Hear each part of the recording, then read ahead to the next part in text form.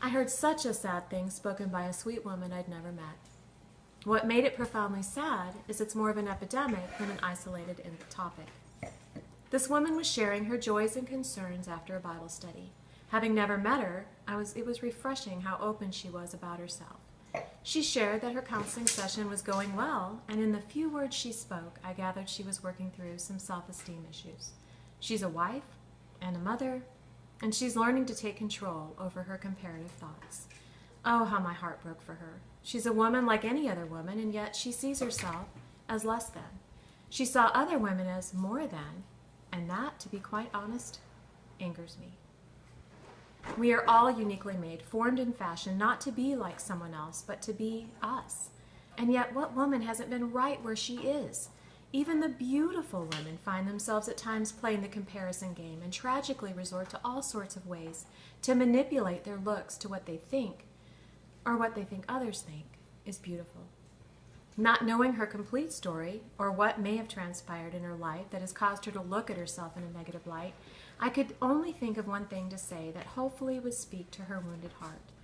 Although I had not actually seen this clip, I heard of a video made by Dove that had women being drawn by an artist based on their descriptions of themselves. Then they had another person describe them, and that artist drew that version. When the two drawings were shown to the women, each and every time the picture they described of themselves was nowhere near what we all would see. The stranger describing them had a much more accurate, and dare I say beautiful, description of themselves. Or of them, excuse me. Has it always been this way? Did women in biblical times compare themselves, their hair, their homes, their clothes, their bodies? Without having done any research whatsoever on this topic, I can probably make a few assumptions. Their homes were most likely all about the same in the area that they lived, and because their modes of transportation limited how far away from home they could venture, they probably didn't see any differences or reasons to compare. They also didn't have television or the internet to see what's beyond their neighborhoods. I would imagine their clothing styles were much less varied then, and what style they did have was nowhere near what we see now. Makeup was probably minimal, if any, and hairstyles, well, I don't think they were highlighting, coloring, straightening, flat ironing, and curling. So when did it change? How is it we now have clothing styles for young girls that have hemlines barely covering little bottoms? There's reality television shows following little girls as they compete for top spots based on looks, all while fitting them for false teeth if they've lost a tooth or two, makeup applied, and hairstyles done up as if for prom night. How can we get the pendulum to swing back to our worth not being in what we look like, what we wear, what we drive, or for crying out loud, what size undergarment or jean size we wear? This issue is multifaceted. We have media trying to be the driving force on informing us what we should look like, smell like, wear, and drive. We have larger-than-life-size pictures of women outside storefronts showing us what we should apparently look like in clothes we'd only be wearing in our bedrooms, actually.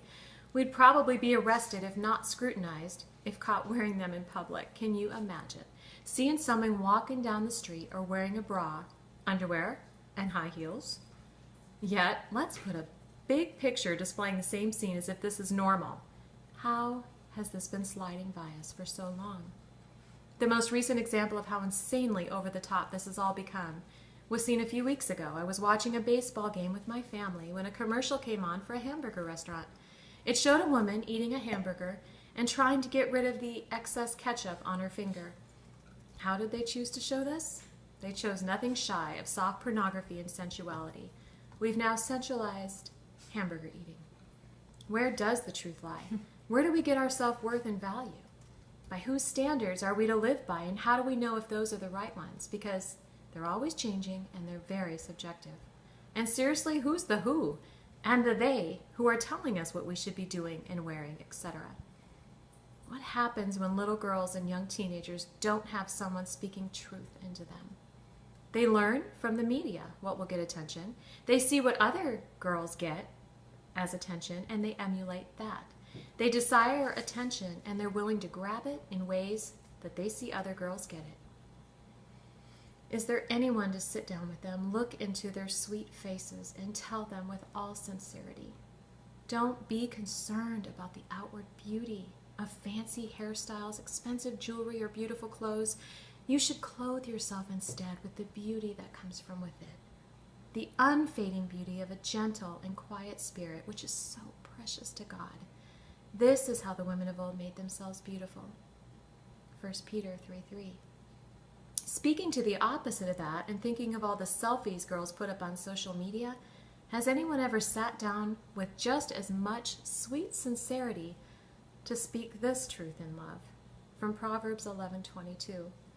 A beautiful woman who lacks discretion is like a gold ring in a pig's snout. I'm not sure how great that would go over, but the meaning behind the verse sure screams for revelation in so many of our lives. And all this comparison that we end up doing, comparing ourselves to others, the effects are so tragic. Oh, if only we could be taught at an early age.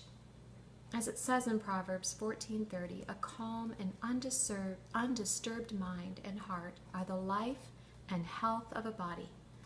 But envy and jealousy are like cancer to the bones. Can you imagine the potential shift in the pendulum if we begin to tell our girls and remind them frequently as they're growing up, you are a capable, intelligent, and virtuous woman. You are far more precious than jewels, and your value is above rubies and pearls. The heart of your husband and the heart of your husband will trust you, and you will greatly enrich his life. You are energetic and strong, clothed with strength and dignity, laughing without fear of your future. When you speak, your words are wise, and you give instruction with kindness. Remember, sweet girl, charm is deceptive, and beauty is fleeting, but a woman who fears the Lord will be greatly praised. There are many virtuous and capable women in the world, but you surpass them all. Proverbs 31:10-30. Maybe we don't have little girls or young women to raise, but I bet we all have girlfriends and sisters, classmates and coworkers, and yes, above all else, ourselves, to speak this truth into our hearts, our minds, and our spirits.